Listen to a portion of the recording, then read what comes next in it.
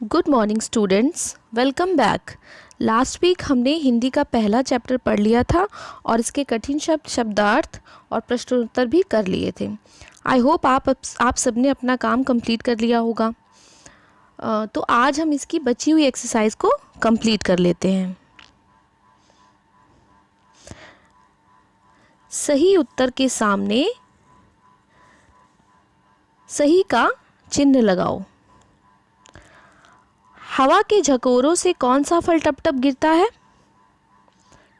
हमने क्या पढ़ा था?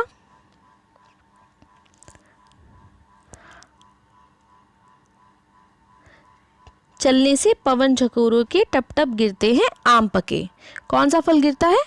पके हुए आम गिरते हैं। तो इसका आंसर सही क्या होगा? जामुन, आम या लीची? तो इसका करेक्ट आंसर होगा आम।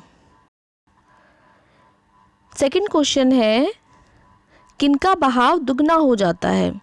झरनों का, तालाब का, नदियों का? इसमें हमने क्या पढ़ा था? प्यासी धरती की प्यास बुझा, नदियों का वेग हुआ दूना। ये लिखा है। किसका वेग दूना हो गया है? नदियों का। तो इसका सही आंसर होगा नदियों का। नेक्स्ट है, वर्षा ऋतु में कैसी हवा चलती है?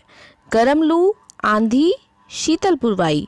अब इसमें आपने दो चीज़ें पढ़ी हैं, गर्म लू और शीतल पुरवाई। आप इसमें कंफ्यूज मत करिए, क्योंकि इसमें कहा गया है कि अब लू के गर्म झकोरों से मिल गई मुक्ति जड़ जीवों को, यानी कि लू से तो हमें मुक्ति मिल चुकी है, छुटकारा मिल चुका है। तन मन को सुख देने वाली चलती शीतल पुरवाई है। और अब क्या चल रही है? शीतल पुरवाई चल रही है। तो इसका करेक्ट आंसर होगा शीतल पुरवाई। नेक्स्ट है, पढ़ो और समझो। यहाँ पे आपको कुछ पर्यायवाची शब्द दिए हुए हैं। पर्यायवाची शब्द वो होते हैं जिनमें दो शब्दों का अर्थ समान होता है, यानी कि दोनों का मीनिंग सेम होता है। जैसे कि हम पेड़ को वृक्ष भी कह सकते हैं और तरु भी कहते हैं। फूल को सुमन भी कहते हैं और पुष्प भी कहते हैं। हवा को पवन और वायु, पर्वत को पहाड़ और गिरी, बादल को मेघ और घन, सूरज को रवि और दिनकर। ये इनके दूसरे नाम हैं। नेक्स्ट एक्सरसाइज है, पढ़ो, समझो और चुनकर लिखो। यहाँ पे आपको कुछ ऑप्शंस दिए हुए हैं, इसमें से चुनकर आपको यहाँ पे फिल करना है। और पहला आपको किया हुआ दिया गया है, जैसे सुहानी बरसात। बरसात क्या होती है? सुहानी। हमने यहाँ पे पढ़ा था सुहानी बरसात। इसी तरह से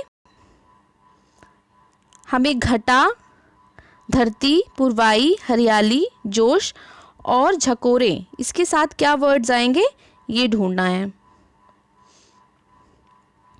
तो मैंने पहले से ही हाईलाइट कर दिया है। झकोरों के लिए है गरम झकोरे, शीतल पुरवाई, घनघोर घटा, जोश नया, प्यासी धरती।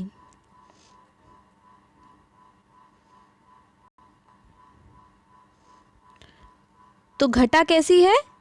घनघोर घटा, प्यासी धरती, शीतल पुरवाई, सुंदर हरियाली, नया जोश, गरम झकोरे। नेक्स्ट है, समान तुक वाले शब्द लिखो। समान तुक वाले शब्द वो शब्द होते हैं जिनको बोलने में एक जैसी आवाज आती है। जैसे आप जोश के साथ लिख सकते हैं होश, मारे के साथ सारे, दल के साथ बल, आम के साथ शाम, घटा से हटा, सुख दुख, शीतल पीतल, धुन बुन। इन सब में एक जैसी आवाज आ रही है ना?